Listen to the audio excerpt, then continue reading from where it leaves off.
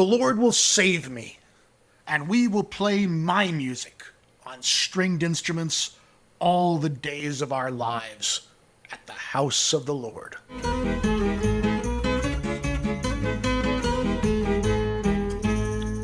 Hello everyone, this is Gilgamesh, and today we are in Isaiah chapter 38, and we are finishing off the chapter here with the Song of Hezekiah.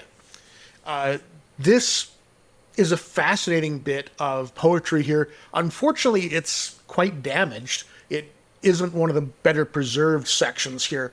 It looks like is a psalm of supplication, and Robert Alter talks about that sometimes they would insert poems from different sources to make the story more interesting and that sort of stuff. And he seems to think that this is not really something that Hezekiah would have written, but just something that was out there that became attributed to him. I'm not so sure. I think that there's no real reason to assume that Hezekiah would not have written this himself. It seems very personal, and it seems like probably in its original form it was a great bit of poetry. Unfortunately, parts of it have become damaged. The very fact that it is a more damaged poem, to me, lends credence that it is probably more authentic in that they wanted to preserve it because it was his, even though that parts of it had been lost over time. What I find interesting about this is that we have Hezekiah again as a poet. Just like he greeted Isaiah with a line of verse, he now has a complete poem given to him. And it does make you wonder, what was the relationship between Hezekiah and Isaiah? Did they study together? Did Isaiah teach Hezekiah to write poetry? It does appear that in Hezekiah's time, it was a bit of a golden age for Israelite letters. Many of the Psalms and wisdom literature, as well as poetic prophetic writings, date to this time. We even have a reference in Proverbs 25:1 about that these are also Proverbs of Solomon, which the men of Hezekiah, king of Judah, copied out. So he apparently had a state-sponsored program to preserve poetic writings in his time.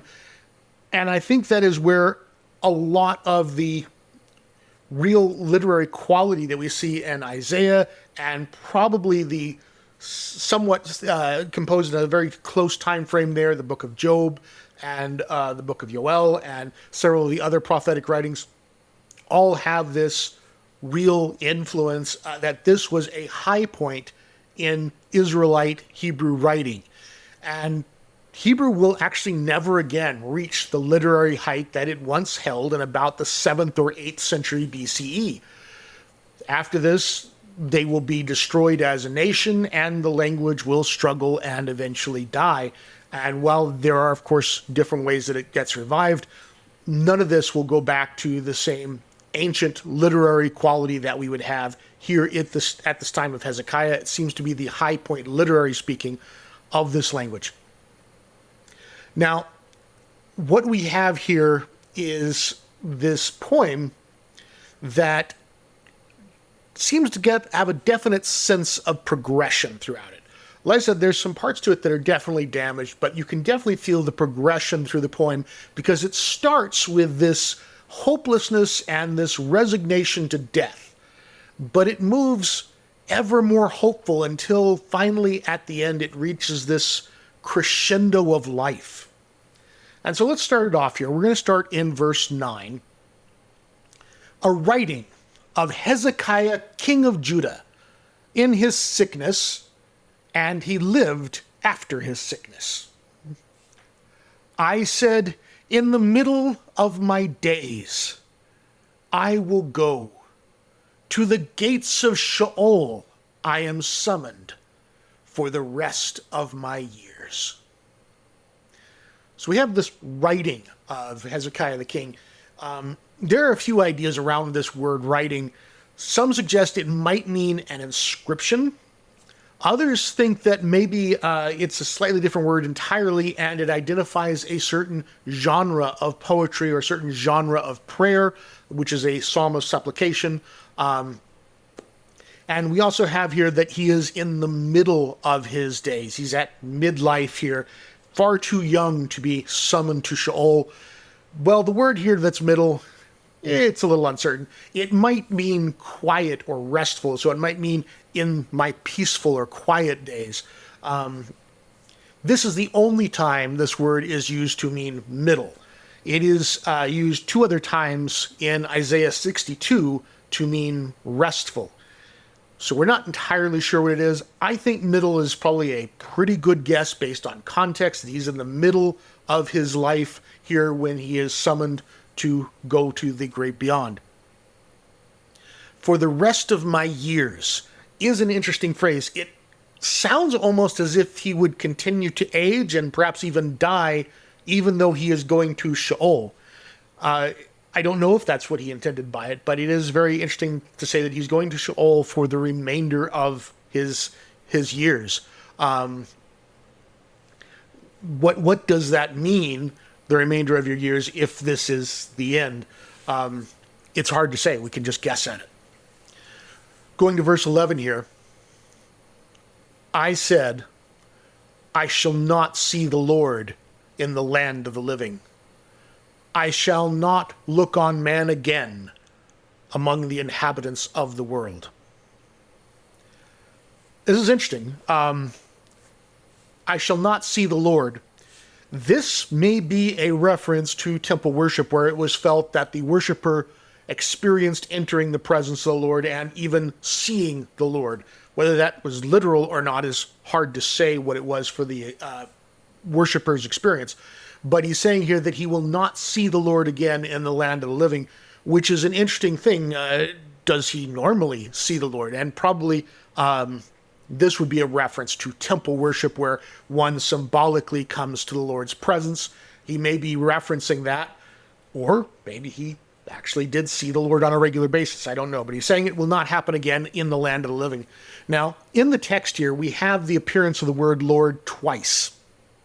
And both of them are not the full tetragrammaton. It is the shortened version, Yah. And these appear twice together, and they might be a scribal error. There are at least two manuscripts that do not have them, and instead just have the tetragrammaton there a single time, rather than the repeated short form of the Lord. That's probably more likely what happened here, that a scribal error, basically the Vav or V letter in the tetragrammaton, they put an extra space in there and turned it into a Y, which is very easy to do. The letters are extremely similar. And that may be what happened here. To have this repetition is, it was originally a tetragrammaton. They accidentally put a space in and didn't make one of the letters quite long enough, and so it looked like the short form repeated twice. But we also have the word for world here, as in inhabitants of the world, at the end of the verse. It is only used here, and it probably means underworld or realm of the dead. But there is some question if it is the correct word. The traditional text has chadel, but a few manuscripts reverse the last two letters and read cheled. That might mean lifespan or duration, and it would pair nicely with the idea of the land of the living, the inhabitants of human lifespan. Or it's possible that it means mole, but that's less likely. So another rendering of this verse could be, I said, I will not see the Lord in the land of the living.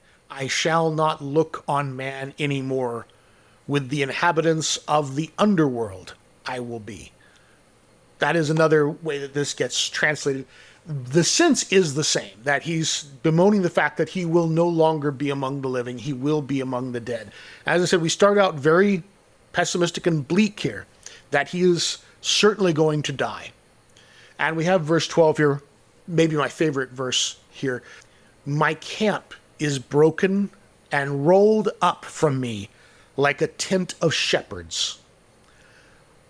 I have rolled up like a weaver my life. From the loom he cuts me off. From day to night you destine me. So, broken.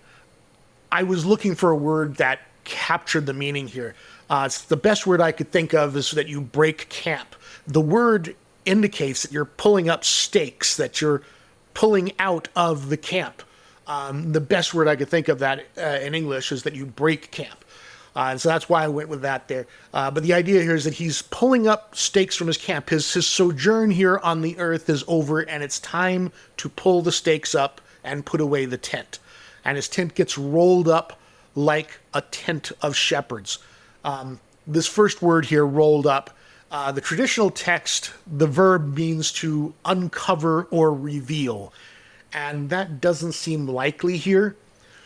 Based on the Vulgate, it seems like there is a reasonable emendation here to remove the final letter of this word and read it as the word to roll up, which would make a lot of sense for what you do with a tent. You roll it up. You don't reveal it, you roll it up. And if so, this would be the same word that we had back in chapter 34, where we described the heavens being rolled up like a scroll. That would be this same word, if we amend it. And then shepherds here. The traditional text has a pronominal suffix here and reads, my shepherd. But the Septuagint, the Syriac, and the Vulgate all have a much more likely plural ending of shepherds. And the difference, again, is just a final letter that may have fallen off is the only difference between the two. It seems much more likely here that this is shepherds. My shepherd in context here doesn't seem to make much sense, but that his life is over, his camp is being rolled up like the tent of shepherds. And then we have here, I have rolled up like a weaver. This second rolled up, this word occurs only here, and the Dead Sea Scrolls has a different word here. It is not the same word as rolled up that we had 2 lines above it, but it does seem to be a synonym, which actually strengthens the reading for the word above it to mean rolled up, because in Hebrew they would frequently use synonyms like this. So the Dead Sea Scrolls has a verb that means I have told, which visually appears similar to the word, but it seems less likely to belong here. Scholars suggest dropping the final letter of it to make it you have rolled up rather than I have rolled up. It's the small letter yod at the end that if that is taken off, we change it from first person to second person, and in context that makes it a little more sense here that he's speaking to the Lord, that the Lord has rolled up his life. You have rolled up my life like a weaver. This word for weaver, if you use different vowels, instead of being a weaver, it might mean a weaving, which would again work better here. That although like a weaver could work, that the Lord is acting like a weaver and rolling up his work. I think what he's saying here, especially with him comparing it to rolling up a tent here, is that we're talking about an object that has been woven. So when you weave, as you come to the completion of your project, you roll up the product you created, the weaving. And so that's what I think he's saying here. Not that he rolled up like a weaver, but his life has been rolled up like a weaving and then is cut off from the loom. That seems to make better sense here. Now, from the loom, the word here means thrum, or the warp. So I pulled out my English dictionary to learn what these terms mean. They are used in weaving for the thread that remains on the loom after the weaving job is done. So you cut off the finished work from the remaining thrum that is still on the loom. I actually did have an English teacher who made me memorize those words, but I couldn't remember them clearly, so I did look them up to make sure I had that at least in the ballpark of what's right. I'm not a weaver. If anybody is, leave me some notes in the comments if you have any thoughts on this. But his life gets rolled up like a weaving end. He gets cut off from the thrum there. The verb here, he cuts me off. Biblia Hebraica Stuttgartensia suggests that there probably should have this verb as a second person as well. You cut me off. The word used here is a specialized word that is used in weaving, and it specifically is used for this action of cutting a weaving off of the loom. So it's not a normal word for cut here. This is a specialized word, And it is used specifically in multiple places as a reference to cutting the thread of life. That our lives become done, the weaving is done, it is time to cut us from the loom. This is an imagery that they have here. Now, the similarity here to the Greek and even the Norse idea of the fates weaving and measuring a man's life and then cutting the thread is hard to miss.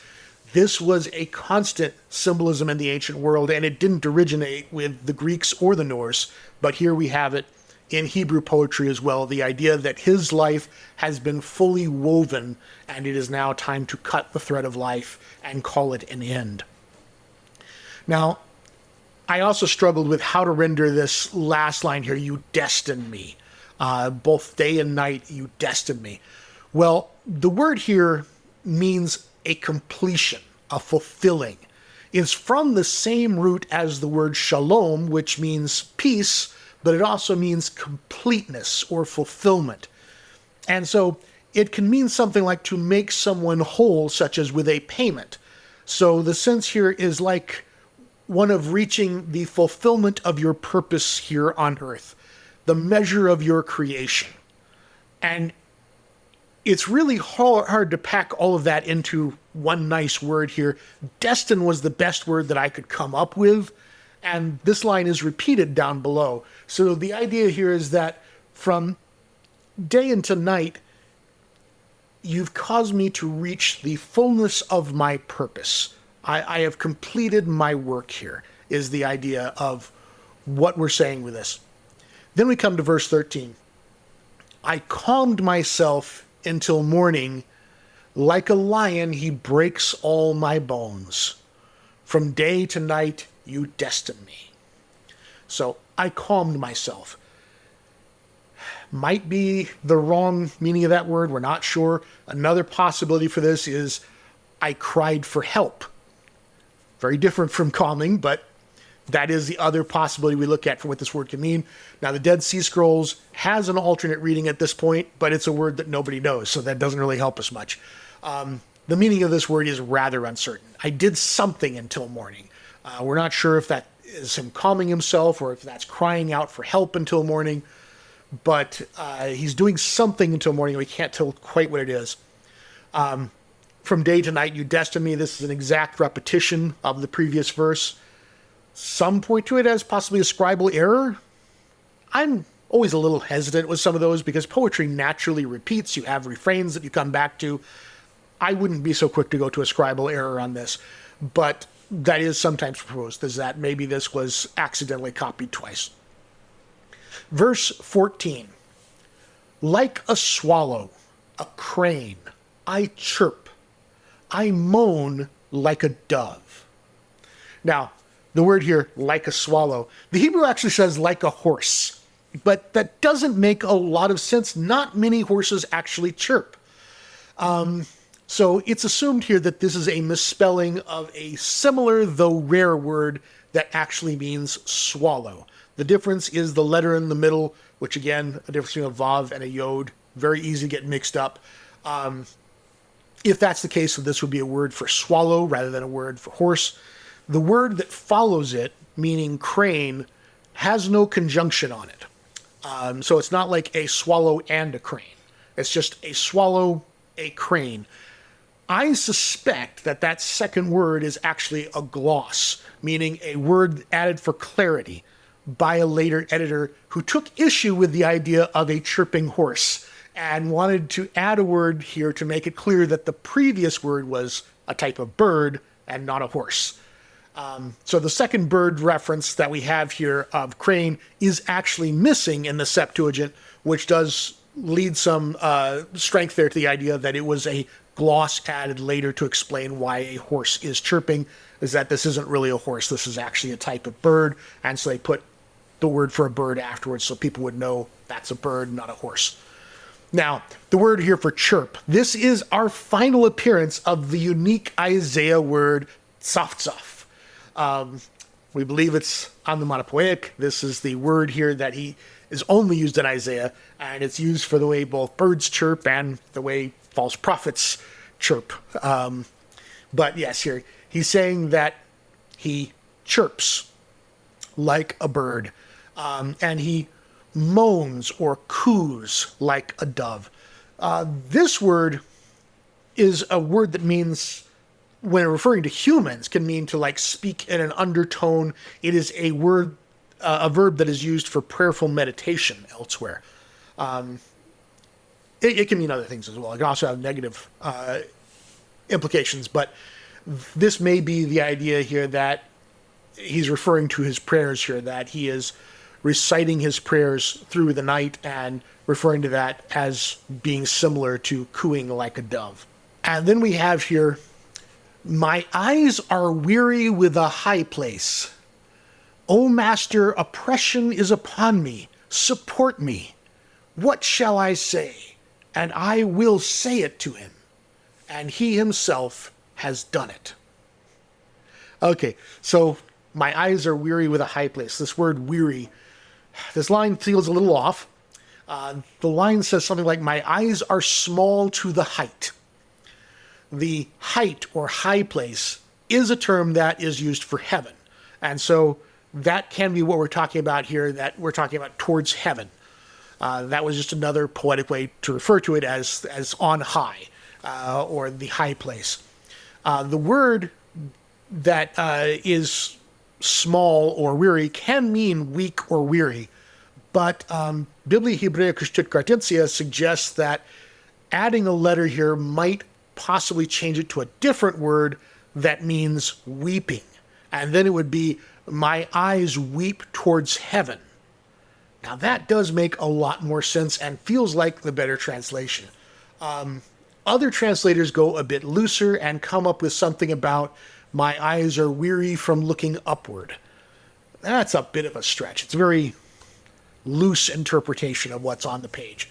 I think I like my eyes weep towards heaven as the best reading here to make this make good sense.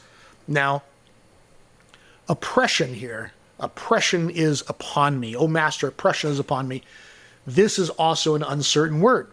The Dead Sea Scrolls have a different word here, but again, it's an unknown word, so that doesn't help.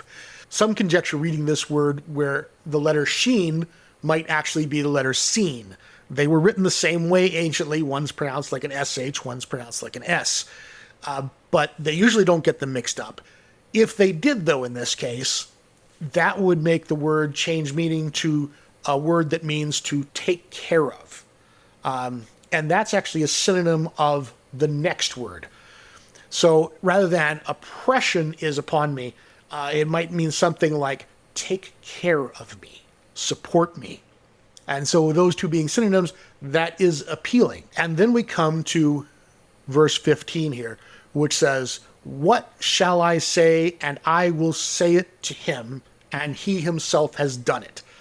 Robert Alter translated this as, what can I speak?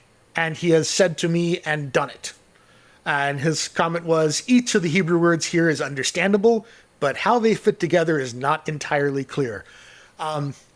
So based on the Dead Sea Scrolls, they add a letter here indicating that there is a long vowel at the beginning of the verb, which looks like it would change this into a first person.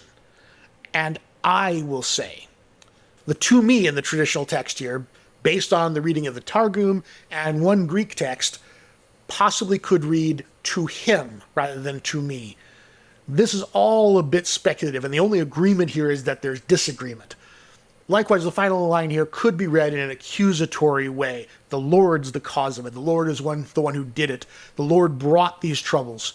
Or, I personally find more congruent with the story overall, this might be Hezekiah searching for the right words. And if he could just find them, then the Lord will do it. This is a common use of the perfect tense for the verb to do here, is to actually show a certainty in a future action. So I actually think the best reading of this is, what is it that I am supposed to say? And I'll say it. And he'll do it. That's how I read this here, is that he's searching for the right words. What is it that I'm supposed to say? And I will say those things, and he will do it. I think that's maybe the best way to read this, but it is ambiguous and difficult, and the translations are all over the place. And then the next line here, I walk slowly all my years onto the bitterness of my soul. Master, upon them they live, and to all in them is the life of my spirit. Okay, I walk slowly is questionable, highly questionable here. There is, again, a different spelling in the Dead Sea Scrolls. Some scholars have suggested it might be amended to, I will praise you. That would make sense. I will praise you all my years. Why unto the bitterness of my soul? That's still a problem there that doesn't seem to work with anything. And then verse 16 is notorious. What's written there makes no sense. It has pronouns, and we don't have any idea what the antecedent of those pronouns are. The first, they, is a masculine plural, and the second, them, is a feminine plural, and we don't know what they're referencing. Robert Alter translated it as, O Master, for them who will live, and all among them is my spirit's life. And he said, the translation frankly mirrors the stubborn unintelligibility of both these clauses, which defy reconstruction. Now, Biblia Hebraica Stuttgartensia made a crazy guess here. They flipped the order of several letters. They changed up where the spaces are located so that the letters are spaced differently. And they came up with something like, Master, upon these my heart lives to you, and Lord, rest my spirit. Well, that's a guess. I'm not sure if it's an improvement. So, yes, verse 16 there, that part of it is pretty much lost. Then we have here, O restore to me health and make me live. So, restore to me health comes from a root that usually means to dream. But it is used twice in this sense of asking for a restoration of health in the apocryphal book of Sirach. And so if it's that intention, that would make some sense here. Restore me to health and make me live. And then we have verse 17 here, behold, for peace, bitterness to me. Bitterness. The second bitterness here is different in the Dead Sea Scrolls. Instead, they have an intensifier word, ma'od, which means very. And so for peace is very bitter to me. But why is peace bitter to him? That's not very clear. So for behold, for peace, bitterness to me, bitterness. Is it because that he won't live to see the peace? It's hard to say what the reasoning is here on 17. But we do here at this point now take a shift, and we start becoming positive. But you held back my soul from the pit of nothingness, and you have cast behind your back all my sins. The word here, held back, that's an emendation based on the Septuagint and the Vulgate. The traditional text here has a word that means to love deeply, which as a single line works great, but it doesn't work well with the following line, from the pit of nothingness. You have loved me deeply from the pit of nothingness. That doesn't work. So there is a possibility here that this could be amended to be a word that is, you have held me back from the pit of nothingness. You've kept me from falling into it. For you have cast behind your back all my sins. Finally, a line that is just straightforward. This line says just that, and it means just that. Yes, he has cast behind his back all of Hezekiah's sins, that Hezekiah's sins have been forgiven, and that God has taken them and cast them behind him. Verse 18, for not Sheol that thanks you, death that praises you. Those who go down to the pit do not hope for your faithfulness. So based on the Septuagint, this final word faithfulness here might have been chesed, whereas the traditional text has emet. Theologically, the statement is quite interesting. Acts of thanksgiving and praise were frequently associated with temple worship. Hezekiah, we know, is interested in going up to the temple if he is healed. It seems to be saying that these types of acts are possible for the living, but not for the dead. That seems to be what Hezekiah is saying here, that he wants to thank the Lord and praise him, probably in a temple setting, and that the dead cannot do that. And so he's saying here it is not Sheol that thanks you, and the not kind of works for both lines here, and not death that praises you. Those that go down to the pit do not hope for your loving kindness, your chesed, or do not hope for your truth, your emet. And so those that are in Sheol cannot participate in these rites, these ordinances. And then we come, like I said, to this crescendo here. Life, life, he thanks you, as I will today. A father to the children makes known your truth. This very powerful, repetitive, chai, chai, hu yodecha, kamoni hayom. Life, life, he it is that thanks you, as I will today. Even BHS didn't think that this particular doubling of the word chai was an error. They always think it's an error when there's a double word, but they did not suggest that for this one. This is a very powerful, life-affirming line, this chai, chai, hu yodecha. Hezekiah wants to live. He wants to pass on his love of the Lord to the next generation. And it reminds us of the titles that are heaped on him back in chapter 9, where he is called the Prince of Peace and the Everlasting Father. That perhaps here we are seeing a bit of his earning those titles here as he says these words of life, and I will pass this on to the children. And we end it here with verse 20. The Lord will save me, and my music we will play on stringed instruments all the days of our lives at the house of the Lord. Now, the phrase here, on stringed instruments, is actually incorporated into the noun that I translate as music and the verb I translate as play.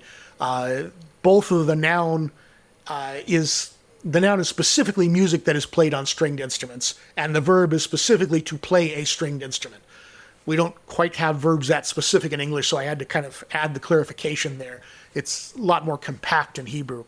But, the Lord will save me, and my music we will play all the days of our lives in the house of the Lord. It's actually a cognate accusative here, but again, we don't have a good way to express that in English. I will play my playing, I will music my music.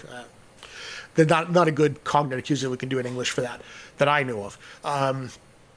But he's saying here that the Lord is going to save him, and that his music is going to play again. So we have here, again, an insight into Hezekiah. His music was important to him. He wanted to hear his music play again, and he wanted to hear it played at the temple, at the house of the Lord. That's where his music is going to play. And it's not just going to be one time, all the days of our lives. His music is going to continually ring from the temple. That's what he wants, this life. He praises you. We're going to play my music, and we're going to play it the rest of my life. Again, it makes you think that music and poetry must have had a very important place to King Hezekiah. And you have to wonder how much Isaiah influenced that. Verse 21. Verse 21 and 22, they're just kind of tacked on at the end here. These look very much like they were added by a later editor, probably to add in things that were in the Second Kings account that are missing from this one. They just decided to stick these things here at the end of the chapter. Everybody kind of agrees they're misplaced. They would have belonged better maybe after verse 6. But it says here, and Isaiah said, let them make a poultice of figs and apply it to the boil, and he shall live. And Hezekiah said, what is the sign that I shall go up to the house of the Lord? So we give two quotes here to reference parts of the story that are missing from the Isaiah account, but are in the Second Kings account. It does look like this is just a later editor's like, hey, did we forget some parts of this? And just decided to tack these two things on the end here. They're not as complete in their detail as the Second King's account, but they're just added here at the end. And it does put Isaiah in this very interesting thing as being this doctor, that he's making a poultice of figs and knows how to treat a boil. It's kind of interesting. We don't know what that really meant or how that worked exactly, or if he had any real folk remedies or what he might have had there, but he seems to be involved in some type of actual medical care for Hezekiah.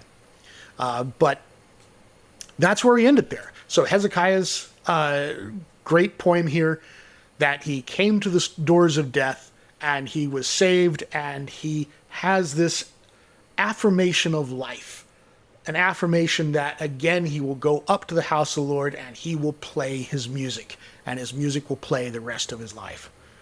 And that's where we'll leave it. If you enjoyed this, please hit the like button, hit the subscribe button, hype the video. I don't know what else you're supposed to do, but share it with your friends. And until next time, shalom.